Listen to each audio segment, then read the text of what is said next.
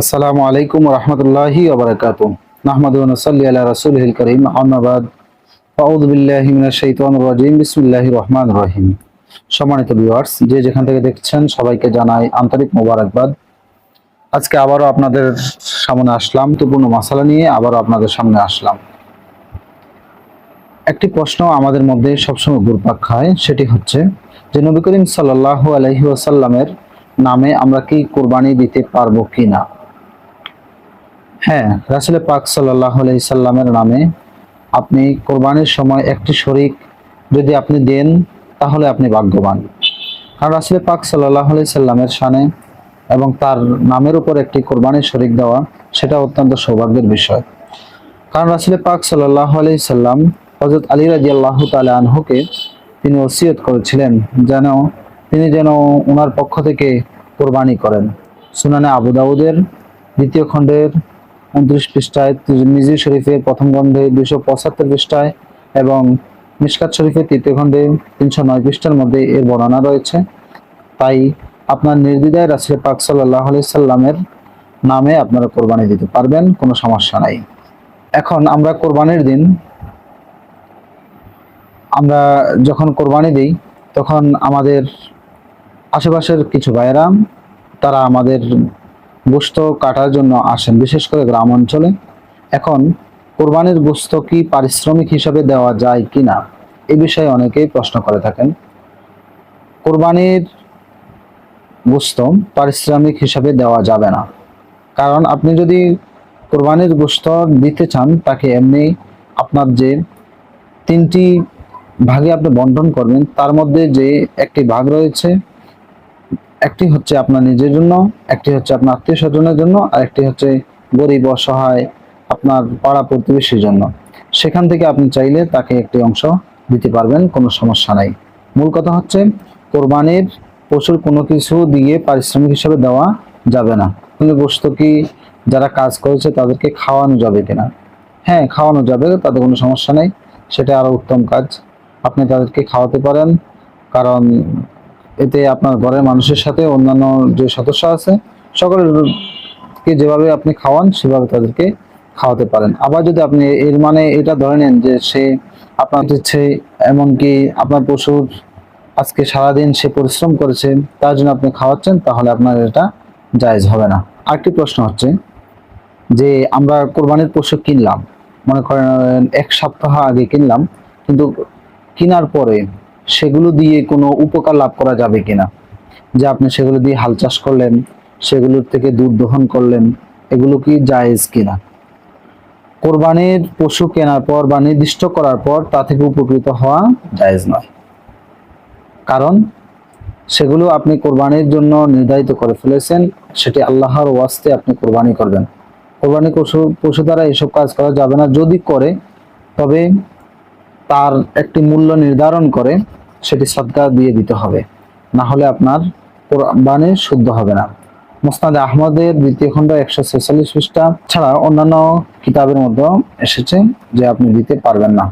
আরেকটি প্রশ্ন হচ্ছে যে একই পরিবারের থেকে মাত্র একটি ছাগল দেওয়া হয় কোরবানি, কিন্তু দেখা যায় সেই পরিবারের অনেকের উপর কোরবানি করা ওয়াজিব, তাহলে তাদের সবার কি একটি ছাগল দ্বারা আদায় হবে? তার উত্তর হচ্ছে না, তার আদায় হবে না। কারণ আপনার পরিবারের যার যার উপর কোরবানি ওয়াজিব, প্রত্যেকের আলাদাভাবে কোরবানি দিতে হবে এবং নেশাব পরিমাণ যেহেতু তিনি সম্পদের মালিক হয়ে গেছেন, তাই তাকে অবশ্যই কোরবানি করতে হবে। একটি দ্বারা আপনার কোরবানি হবে না। এখন আরেকটি প্রশ্ন, যে আমাদের সমাজে অনেকই দেখা যায় যে নাবালেগ সন্তান আছে। এখন নাবালেগ সন্তান যারা আছেন তারা কিন্তু নিসাব পরিমাণ সম্পদের মালিক হয়ে গেছেন। এখন নাবালেগের উপর কোরবানি করা কি ওয়াজিব বা তার পক্ষ থেকে দিতে পারবেন কিনা। মূল কথা হচ্ছে নাবালেগ সন্তানের উপর যদিও কোরবানি ওয়াজিব নয়, তবে তার পক্ষ থেকে যদি কেউ দিয়ে দেয় তাহলে সেটা উত্তম, তার অনুমতি নেওয়ার প্রয়োজন নেই। প্রাপ্তবয়স্ক সন্তান স্ত্রীর পক্ষ থেকে কোরবানি দিতে চাইলে তাদের অনুমতি নিতে হবে। বিষয়টি হচ্ছে যদি আপনার সন্তানটি প্রাপ্তবয়স্ক হয় তাহলে তাদের পক্ষ থেকে আপনি যদি কোরবানি করতে চান তাহলে আপনার অনুমতি নিতে হবে, বা স্ত্রীর পক্ষ থেকে কোরবানি করতে হলে তার অনুমতি নিতে হবে, কিন্তু নাবালেগের ক্ষেত্রে সেই অনুমতির প্রয়োজন নেই। যদি তাদের অনুমতি ব্যতীত তাদের জন্য কোরবানি দেওয়া হয় তাহলে তাদের পক্ষ থেকে ওয়াজিব আদায় হবে না। ফতোয়া আলমগীরের ৫ম খণ্ড ৩০৪ পৃষ্ঠার মধ্যে এই দলিলটি রয়েছে, আপনার ইচ্ছা করলে দেখে নিতে পারবেন। কারণ আমাদের সমাজে দেখা যায় যে আমরা যখন পশু নির্ধারণ করি, সেই পশুর বয়স নিয়ে বা গঠন নিয়ে আমাদের একটি মাসালা আসে। সেই মাসালাটি হচ্ছে কোরবানির পশুর বয়স কত হবে, কেমন হবে সেটি। কোরবানির পশুর বয়স আমরা যেটি পাই বিভিন্ন মাসালায় কিতাব থেকে এবং রাসূল পাক সাল্লাল্লাহু আলাইহি সাল্লামের বিভিন্ন হাদিস থেকে, সেটি হচ্ছে যদি কেউ উট কোরবানি করে সেই উটের বয়স হতে হবে 5 বছর। যদি কেউ গরু কোরবানি করে তাহলে তার সেই গরুর বয়স হতে হবে 2 বছর। ছাগল, দুম্বা, বেড়া এগুলো 1 বছর হলে চলবে। এর চেয়ে যদি বেশি হয় তাহলে জায়েজ হবে। তবে দুম্বা কিংবা বেড়া 6 মাস বয়সী বাচ্চা যদি দূর থেকে দেখতে 1 বছর বয়সী বাচ্চার মতো দেখা যায় তবে উহা দ্বারা কোরবানি করা জায়েজ আছে। দুরে মুখতারের 9ম খণ্ড 533 পৃষ্ঠা দারুল মারেফাত বৈরতের ছাপ, সেটির মধ্যে এই মাসালাটি খুব স্পষ্টভাবে বর্ণনা করা হয়েছে। এখন আমাদের সমাজে একটি প্রচলিত কথা রয়েছে যে দাঁত পড়ছে কিনা।